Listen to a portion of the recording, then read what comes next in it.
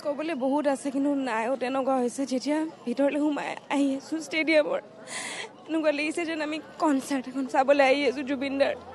কিন্তু আহি দেখিছোঁ মানে যাৰ গীত শুনিব আহিছোঁ তেওঁৱেই নাই তেওঁ শুই আছে আৰু যে গীতবোৰ যে বাজি আছে এই কণ্ঠটো আমিতো আৰু কেতিয়াও নাপাওঁ এই কণ্ঠটো শেষ আৰু আমি এক মানে গোটেই জীৱন কাললৈ শেষ এতিয়া আমি বিহুত কাক চাম কি বুলি চাম মানে এতিয়া গোটেই অসমখনে শূন্য এনেকুৱা লাগিছে আমাক মানে যোনে আৱৰি আছিলে আমাৰ হৈ যোনে মাত দিছিলে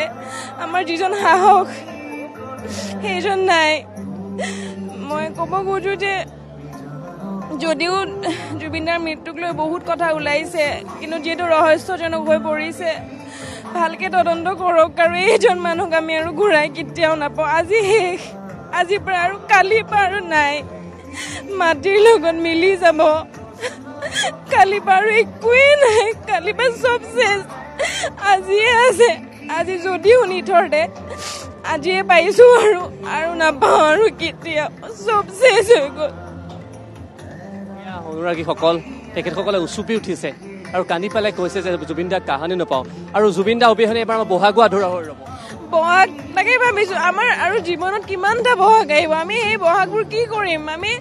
একমাত্ৰ জুবিন দাৰ অনুষ্ঠান চাবলৈ ৰৈ থাকোঁ খালি জুবিন দা মুখ্য আকৰ্ষণ কোন জুবিন দা বেলেগ নহ'লেও মানে মঙলদৈত ঘৰ মোৰ জুবিন দা আহিব নেকি যামেই ছুটি মিলাই হ'লেও মঙলদৈত মানে যিকোনো প্ৰগ্ৰেমত খালি বেলেগৰ বিহু নাচালেও জুবিন দাক চাওঁ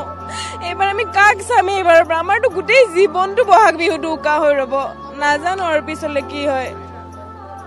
প্ৰতিটো গানেই ভাল লাগে প্ৰতিটো প্ৰজন্মই গান ভাল লাগে তাকে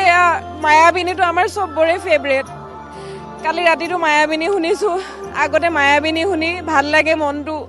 জোৰ পৰে এতিয়া মায়াবিনী শুনি কান্দিব লগা হৈছে আমি মায়াবিনী শুনি কান্দিব লগা হৈছে আগতে আমি